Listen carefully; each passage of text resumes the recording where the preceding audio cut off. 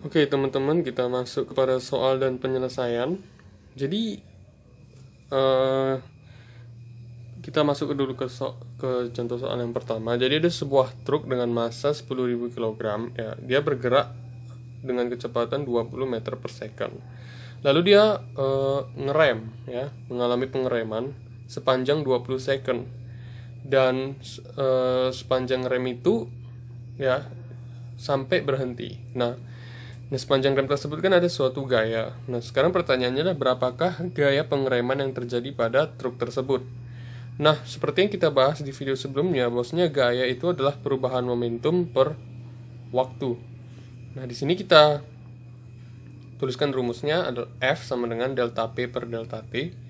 Di mana di sini delta P, ya, perubahan momentum itu sama dengan massa dikali, ya, perubahan kecepatan, sehingga M dikali V2 kurang V1. Nah, kita tahu bahwasannya kondisi terakhir dari truk ini dia adalah berhenti, sehingga V2 nya itu adalah 0 dan V1 nya itu adalah kecepatan awal dari truk tersebut, yaitu 20 meter per second.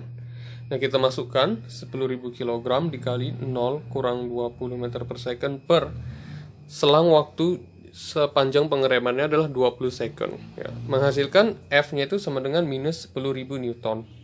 Nah, teman-teman ada yang tahu kenapa sih tandanya akhirnya itu adalah minus? Nah, akhir tanda minus itu artinya gaya rem itu berlawanan arah dengan arah gerak dari truk tersebut. Jadi misalkan, ya, jadi kalau digambarkan, jadi misalkan truk tersebut, ya, dia bergerak ke kanan, ya, maka gaya pengeremannya bergerak ke arah kiri, seperti itu. Itulah kenapa gayanya memiliki tanda minus. Oke, sekarang kita masuk ke contoh soal yang kedua. Nah, ada bola A, ya, memiliki massa 20 kg dan ada bola B memiliki massa 5 kg. Nah, bola B diam, lalu ditumbuk bola A. Terus kemudian keduanya menyatu dan bergerak dengan kecepatan 2 meter per second. Nah, sekarang yang ditanya adalah berapakah kecepatan bola A sebelum terjadi tumbukan. Jadi, kalau digambarkan tuh seperti ini. Jadi, ini ada misalkan bola A. Lalu di sini tuh ada bola B. Nah, bola A-nya ini bergerak. Ya, ini massanya 20 kg dan ini massanya 5 kg. Nah, ini bergerak ke arah bola B. Oke. Nah, sementara di sini bola B-nya diam. Bisa kita buat jadi VB-nya sama dengan 0. Nah, kemudian, ya, ini kejadian pertama. Lalu kejadian keduanya itu seperti ini. Setelah terjadi tumbukan, keduanya itu menyatu. Bola A dan bola B.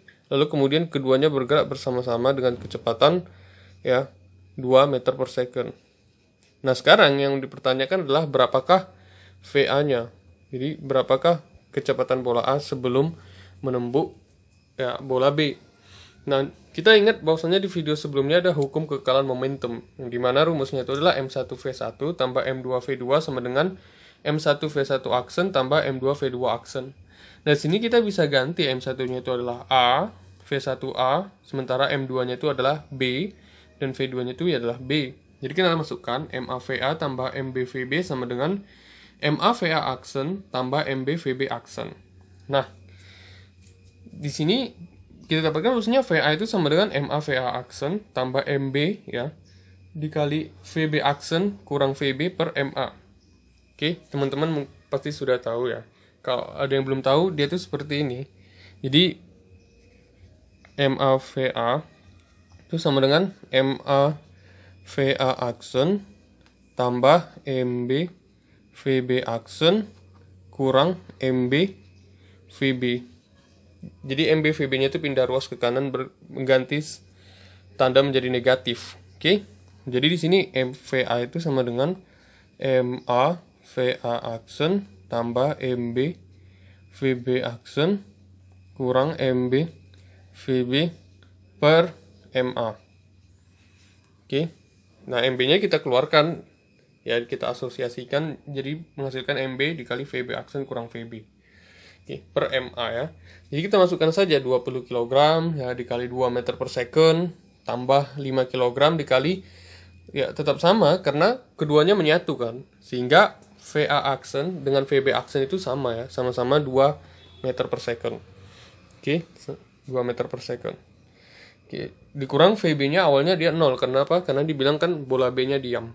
Oke, dibagi massa bola A 20 kg. Menghasilkan kecepatan bola A sebelum menumbuk bola B adalah 2,5 meter per second. Oke teman-teman, ini adalah contoh soal daripada impuls dan momentum. Ada dua soal lagi. Silakan teman-teman catat nomor 1 dan nomor 2. Ya, silakan dipahami dan terima kasih.